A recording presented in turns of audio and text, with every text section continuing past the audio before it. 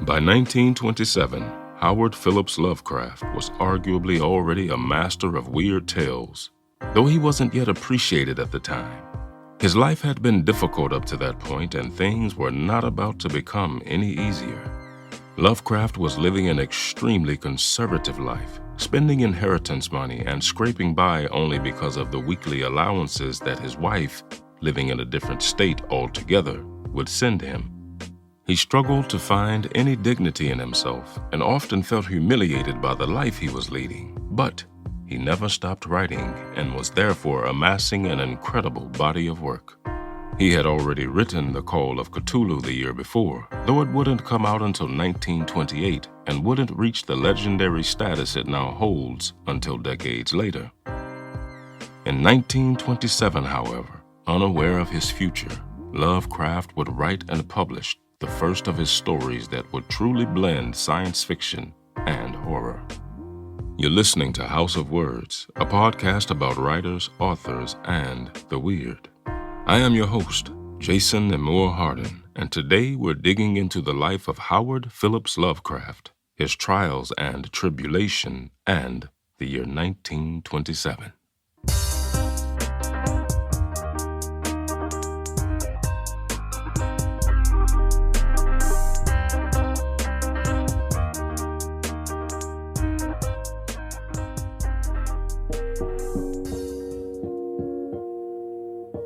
Quote, "Life is a hideous thing, and from the background behind what we know of it, peer demoniacal hints of truth which make it sometimes 1,000-fold more hideous." End quote.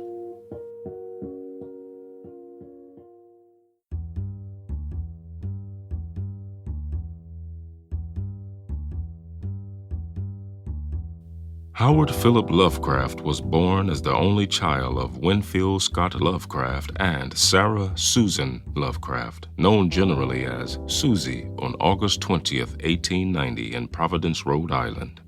Even early in his life, Lovecraft would learn about the darkness that life has to offer. When he was a mere 2 years old, his father Winfield was committed to the Butler Hospital in Providence after suffering a psychotic episode in a Chicago hotel. Winfield would spend the next 5 years, which would also be the last 5 years of his life, in Butler Hospital, where he would die in 1898, when Howard was but 8 years old. And though his father's death certificate states that he died of symptoms usually found in late-stage syphilis patients, Howard would maintain throughout his life that his father died due to insomnia and being overworked. Whether he never learned the truth about the faith of his father, or he was intentionally misled in order to save his father's reputation and his son's feelings, is not known.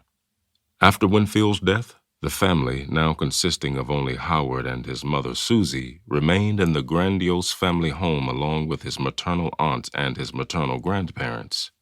But things were far from well. His mother had been devastated by the death of her husband, and young Howard would bear witness of her deep grief. Also, most likely as a consequence of said grief and anxiety, she wouldn't let her son out of her sight, making it difficult for him to make friends and learn how to socialize. And to make matters worse, she would dote and pamper him to a fault. Now, despite being socially weakened by the pampering from his mother, he was a bright young boy who had already mastered the craft of writing and reading by the tender age of 3 years old. At this young age, he would write and send letters addressed to his grandfather, who was often traveling. It would also be the beginning of a passion that would amount to more than 100,000 written letters by the end of his life. It was clear early on that writing was in the cards for young Howard. With his own father gone and no siblings, his grandfather became his father figure. Grandpa encouraged his grandson towards an appreciation of literature, in particular classical and English literature, and also told him stories from an early age. Now, these were stories he made up exclusively for his grandson, and which leaned towards the more unusual corners of fiction, and in particular the weird and macabre. From the age of 4, he would be introduced to winged horrors and deep, low moaning sounds coming from the darkness. The stories terrified and fascinated him in equal measure. Though he would later state that the inspiration for his weird tales probably came from classic Gothic stories and authors such as Anne Radcliffe, Matthew Lewis, Charles Maturin, and his idol Edgar Allan Poe, it is far more likely that the first seeds were planted by the stories from his grandfather. As he grew older, Howard would dare to venture down to the massive library his grandfather had in the cellar of the house with more frequency.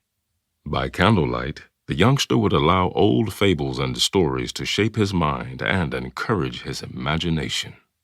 At age 5, he was told that Santa Claus did not exist, to which he retorted by asking, why was God not equally a myth, such as Santa Claus, further establishing his rapid mental development. He was a very curious child, and by this time he was already enamored with Roman pantheon gods and was moving away from his Christian upbringing. This fascination with other gods would later lead him to create gods of his own.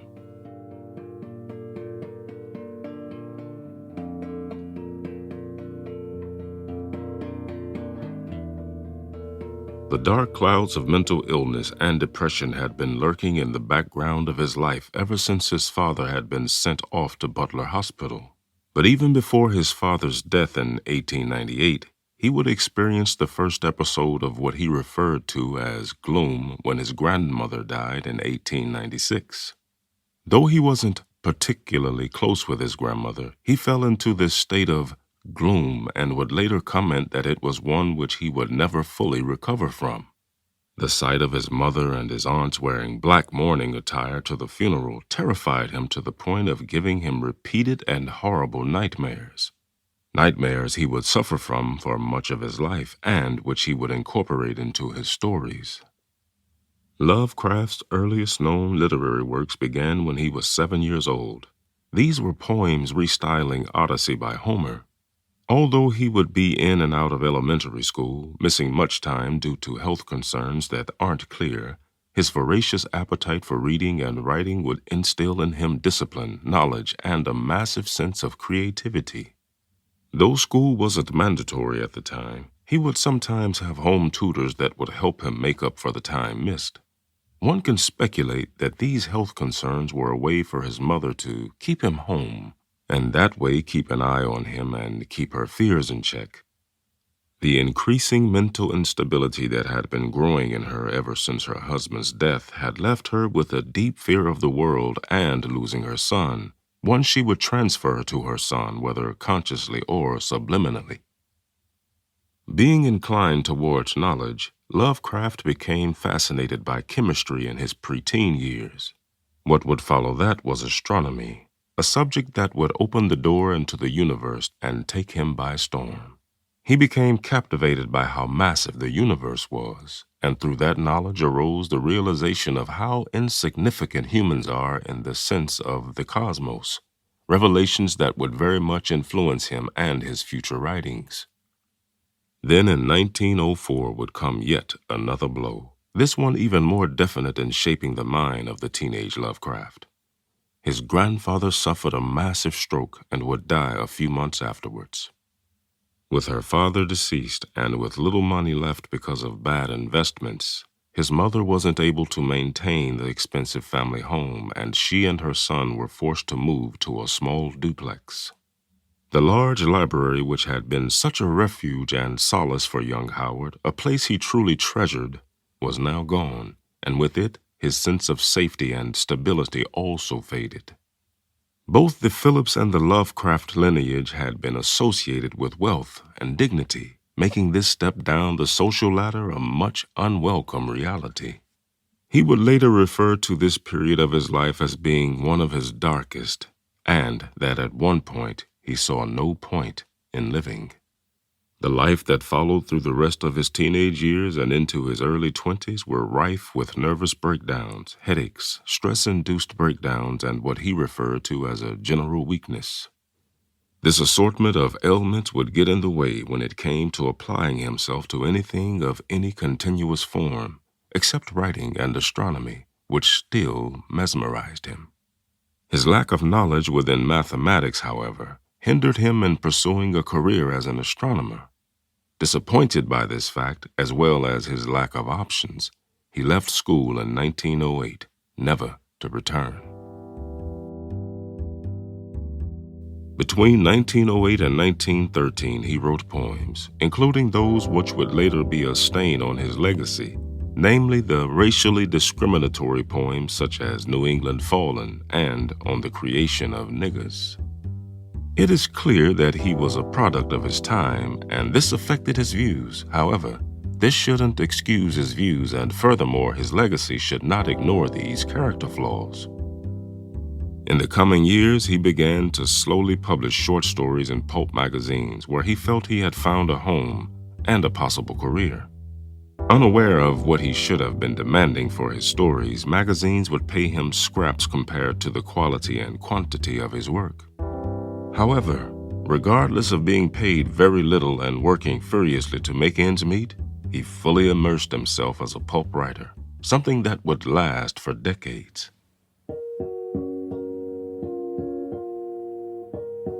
Quote, I am disillusioned enough to know that no man's opinion on any subject is worth a damn unless backed up with enough genuine information to make him really know what he's talking about. End quote.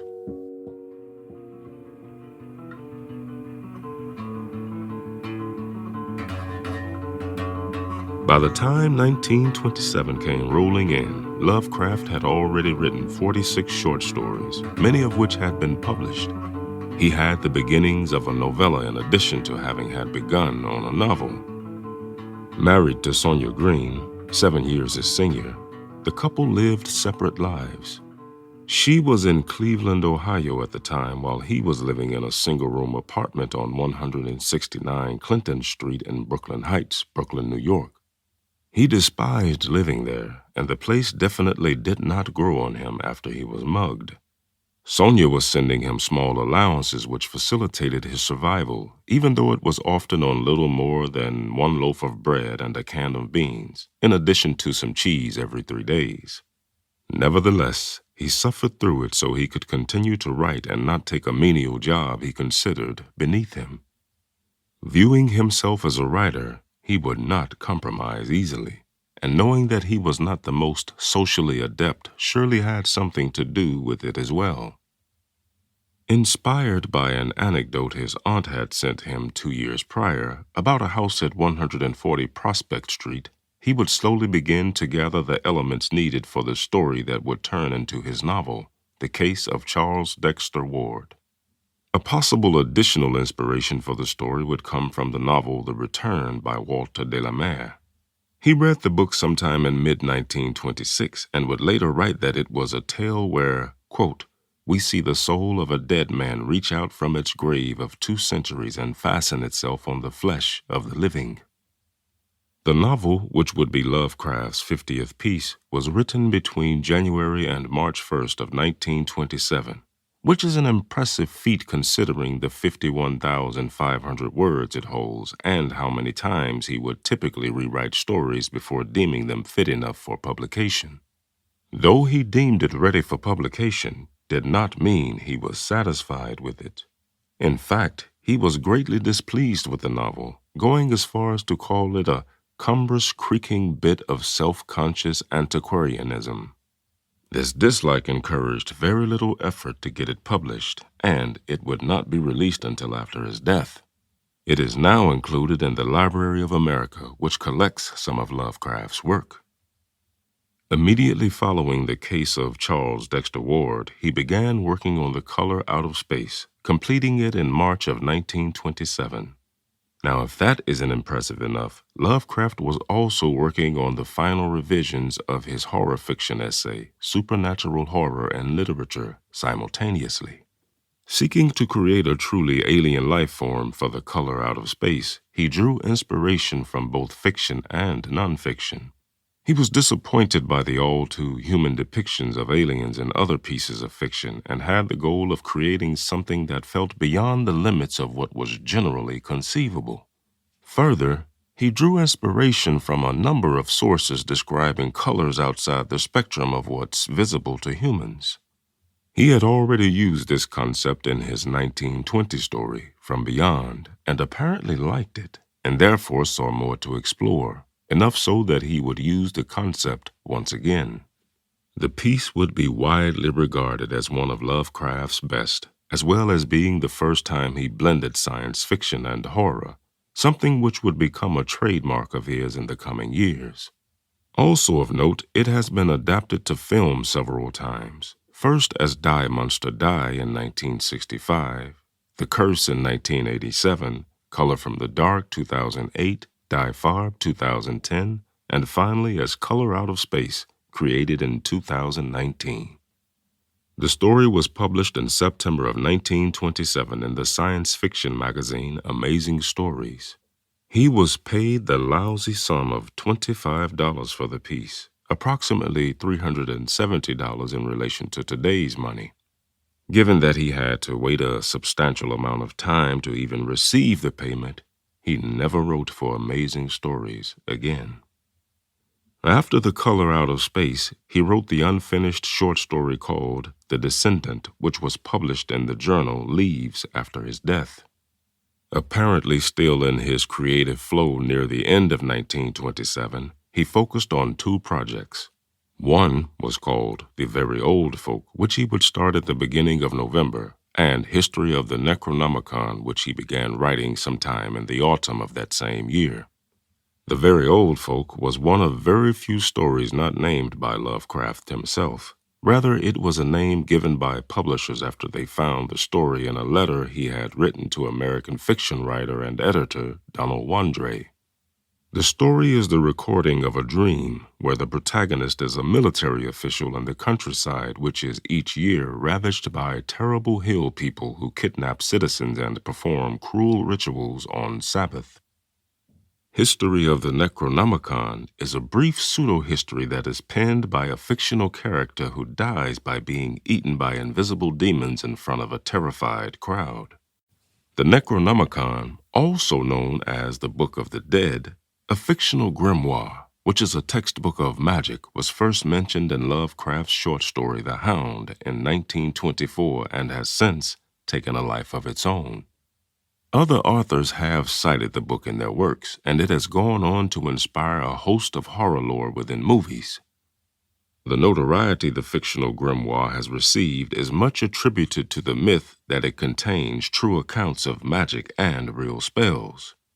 If H P Lovecraft only knew how far his fictional accounts of the Book of the Dead have reached.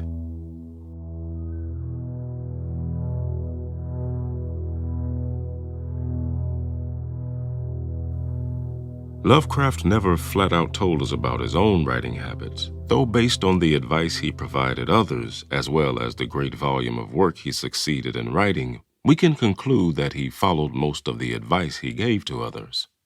He stated that usually he would begin a story based on mood or an idea or an image he wished to express, though he had once or twice written out of dreams. He was a strong believer in writing a synopsis of the plot first, before getting down to the story. He also recommended to the novice writer that it would often be wise to write the last paragraph of the story first, though always after the first synopsis was written. This recommendation was based on the fact that the ending of the story would have to be stronger than the beginning, rather than the other way around. In a simplified manner, his recommended way of constructing a story is as follows. First, you write a first synopsis or scenario of events. Describe with enough fullness to cover all vital points and motivate all incidents that are planned to occur. Secondly, you prepare a second synopsis, this one based on the narration and not occurrences. This should be done with ample fullness and details and with notes to changing perspective, stresses, and climax. In this step, one can change the first synopsis if it will benefit the dramatic force or effectiveness of the story. Never be bound by the original synopsis, even if it means changing the tale altogether, as long as it results in a better final product. Thirdly, write out the story rapidly and fluently and without too much critical thinking, instead letting the story flow. Insert or delete complete sections if necessary or desirable. On the fourth step, you revise the whole text, paying attention to vocabulary, syntax, and rhythm of prose. The fifth step is to prepare a neatly typed copy, not hesitating to add final revisions or touches to the tale where it seems appropriate to do so. And such, you have a complete story. By way of his letters and notes, we know that he was incredibly hard on himself and rarely, if ever, gave himself credit for having written a good story. He would berate his stories at length, especially in the early years of his writing, and would therefore also destroy many of his earlier works. Like many, he is his own worst critic, but it also encouraged him to produce what are arguably perfect pieces of writing within the genre of weird horror fiction. His love for words will most assuredly never be underestimated by any who have read his stories. He stated that the average student is limited by a narrow range of words, and when writing, one should practice the use of unfamiliar words and use them generously. Though, by enlarging the vocabulary, one should always be aware of the fine distinctions between the apparently similar words, as they must be selected with care. He was the opposite of a minimalistic writer. Any sentence that could be written with 10 words would never be written with 3, which is the stark opposite of many modern writers. When considering his style of writing against the style of writing we now are familiar with in pop culture, we find little in common, though bringing a bigger vocabulary back into mainstream literature might not be such a terrible idea. Lovecraft was an avid reader and spoke of the strength of reading as much as possible. He stated that reading a page of a great author would provide more knowledge and style than a whole manual of technical writing rules. He admired Edgar Allan Poe, going as far as calling him the god of fiction, and said that a story from Poe would impress and teach more of the powerful and correct notion of description and narrative than 10 dry chapters of any bulky textbook. After History of the Necronomicon, his next novel would be the one considered to be one of the core elements of the Cthulhu mythos, namely the Dunwich Horror.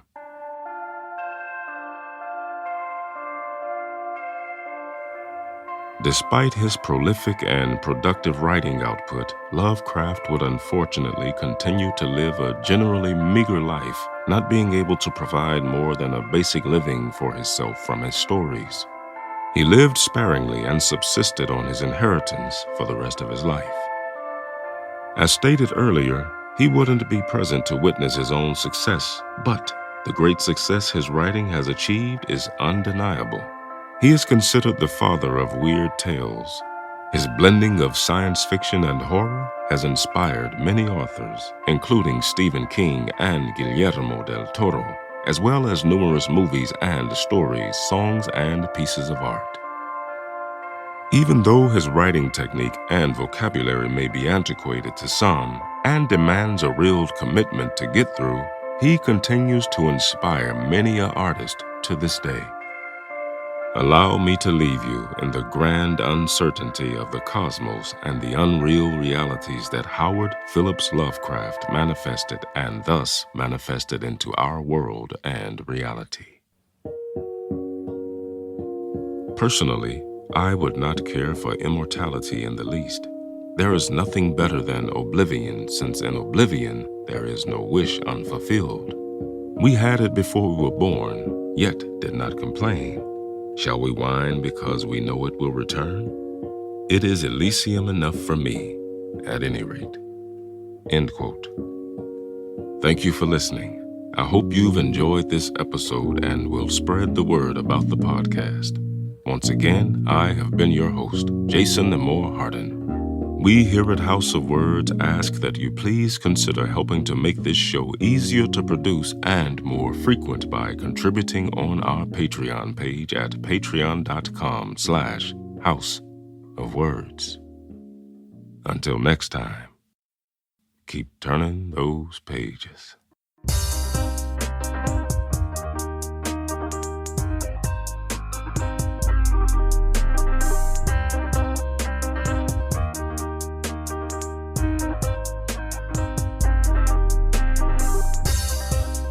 House of Words is written and produced by Cristo M. Sanchez. Narrated and written by me, Jason Nemore Hardin.